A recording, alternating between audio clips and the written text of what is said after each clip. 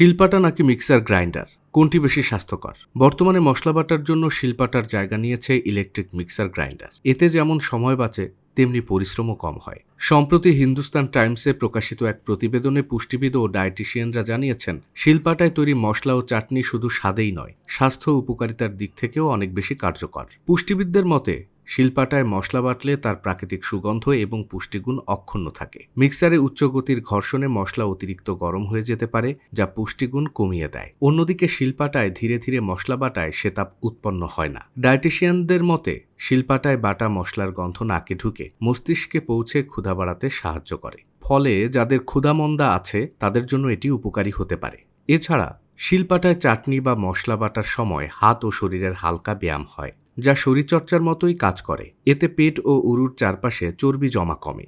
যদিও শহরের ব্যস্ত জীবনে মিক্সার গ্রাইন্ডার ব্যবহারের সময় বাঁচে, কিন্তু বিশেষজ্ঞদের অনেকেই পরামর্শ দিচ্ছেন সপ্তাহে অন্তত একদিন হলেও শিলপাটার ব্যবহার বজায় রাখতে। এতে খাবারের স্বাদ যেমন বাড়বে, তেমনি শরীরও উপকৃত হবে।